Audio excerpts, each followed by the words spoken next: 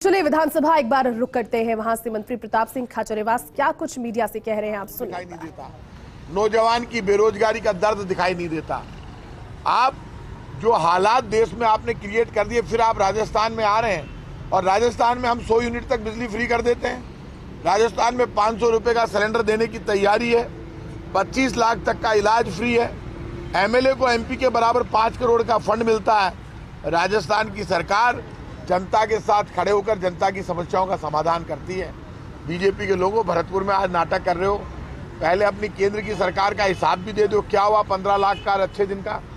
क्या हुआ नोटबंदी के बाद देश के हालात सुधरने का? आपने ना कोई हालात सुधारे, ना आपने देश को संभाला है।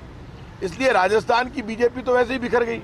आप मुझे ये बता दो, राजस्थान की विधानसभा का बजट सत्र खत्म होने जा रहा है 21 तारीख को या 22 तारीख को, आज बिजनेस एडवाइजरी कमेटी में तय हो जाएगा।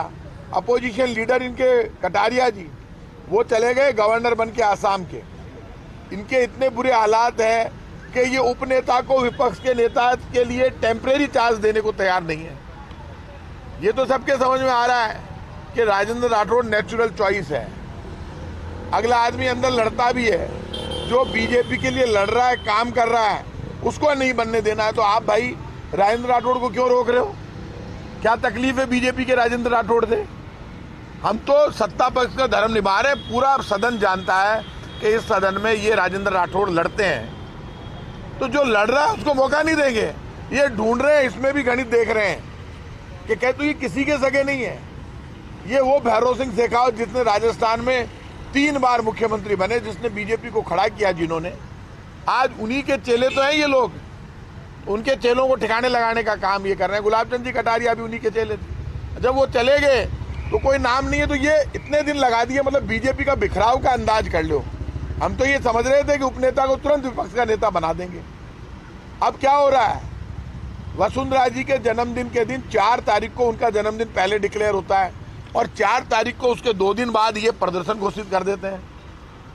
तो जो हालात यहाँ पे बीजेपी के चल रहे हैं, बीजेपी को ना जनता से मतलब है, ना राजस्थान से मतलब है, ना देश से मतलब है। बीजेपी को वोट से मतलब है।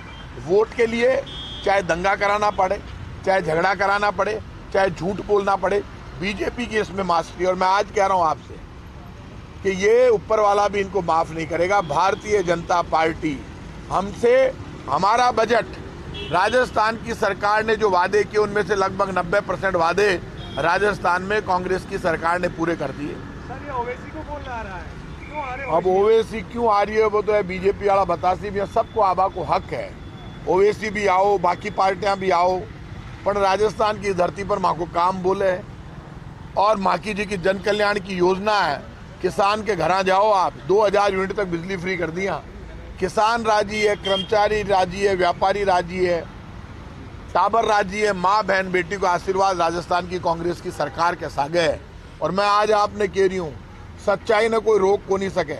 और मन भरोसा है ठाकुर जी के ऊपर कि गोपीनाथ जी महाराज कृपा करेला और खाटू श्याम जी कृपा करेला। और देख लीजिए बीजेपी का अंत की शुरुआत राजस्थान से हुएली, और इतनी जबरदस्त हुएली गाँव बीजेपी वालों को पतो को नहीं पड़े। लो बीजेपी को इलाज हो जाओ, लो सूपड़ो साफ हुए लो। जी बीजेपी वाला ने पहली 25 MP की सीटा दी ने भी राजस्थान की जनता, अब क्या को सूपड़ो साफ करेली, झाड़ू बुआर सारों को सारों। सर, ये फूड डिस्ट्रीब्यूशन किट को आपने रसद विभाग से लेकर सहकारी विभाग में दे रहे, क्या आपने सीएम साहब से बात की? मैंने इस मामले में मुख्यमंत्री जी से दोबारा बात करूंगा।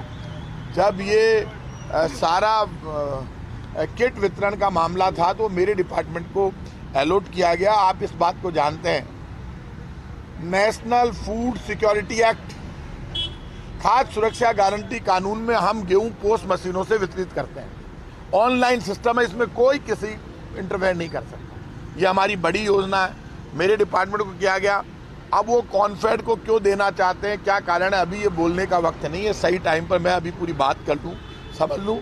मुख्यमंत्री जी से जब मेरी बात हो जाएगी उसके बाद मैं बोलूँगा, सच्चाई सामने आएगी। क्या मामला है, कौन अधिकारी इतने महान है, क्या चाहते हैं, क्या कारण है। क्योंकि फुल प्रूफ सिस्टम यदि किसी डिपार्टमेंट में है तो फूड के पास है, जिसके ऊपर कोई उंगली नहीं उठा सकता। बाकी डिपार्टमेंट जिनको आप देना चाहते हो कॉन्फेड वॉन्फेड, तो वैसे ही उंगलियां उठ रही है। तो ये ऐसे में क्या स्थिति है, क्या नहीं है, वो मैं बात कर लूँ मुख्यमंत्री जी से, उसके बाद बोलूँ। पार्टी में भी तो नाराजगी, दिव्या मदेरणा काफी नाराज नजर आ रही है। दिव्या मदेरणा राजस्थान में युवा नेता हैं और अच्छा बोलती हैं और उनकी तारीफ है पूरे मारवाड़ में, पूरे राजस्थान में। और जब वो कोई बात अपनी कह रही है तो अगली में दम है, इसलिए कह रही है। और दिव्या मदेरणा यदि कोई मुद्दे उठाती है तो सोच समझ कर उठाती है। यदि वो किसी के भी खिलाफ मुद्दा उठाए, कोई भी एमएलए उठाए कांग्रेस बीजेपी का, यदि सदन में कोई मुद्दा उठ रहा है तो सदन इसीलिए बना है। सदन का मतलब ये नहीं है कि आप यदि उस विधानसभा की, मान लो दिव्या मदेरणा जहाँ की विधायक है, यदि उनके मुद्दों पर दिव्या मदेरणा नहीं लड़ेगी तो कौन लड़ेगा? क्या गलत है? दम से लड़ रही है, खुल के बोल रही है और ये बोलना भी चाहिए, चाहे कांग्रेस का विधायक हो चाहे बीजेपी का विधायक हो। कल एक विधायक ने बात उठाई, मैंने तुरंत कलेक्टर की कमेटी बनाई और मैंने कहा अधिकारियों के खिलाफ सख्त से सख्त कार्रवाई करूंगा। आप भी 4-5 दिन में रिपोर्ट आएगी। ये सदन मंदिर है, यहाँ पे यदि कोई कांग्रेस बीजेपी का विधायक मुद्दा उठा रहा है तो उसमें किसी मंत्री को, मुख्यमंत्री को नाराज नहीं होना चाहिए। हम लोगों को वो बुराई नहीं कर रही थी, उसने इश्यूज उठाए हैं और ऐसे इश्यूज जो दिव्या मदेरणा उठाए या कोई और एमएलए उठाए तो उनका सम्मान होना चाहिए, उनका जवाब देना हम सरकार की, हम मंत्रियों की जिम्मेदारी है। आप मानते हैं और जिस मंत्री के लिए वो पूछे कोई भी एमएलए कांग्रेस बीजेपी का तो उसको खड़े होकर जवाब देना चाहिए। यही विधानसभा होती है। आप मानते हैं कि दिव्या मदेरणा ने धारीवाल जी के ऊपर सवाल उठाए, वो धारीवाल के उस बयान पर सवाल उठाए जो कि वीरांगना को लेकर दिए गए, तो सही है? देखिए, एक बात ध्यान रखना, इस देश में उस बात पे तो शायद धारीवाल जी ने अपना बयान विड्रॉ कर लिया,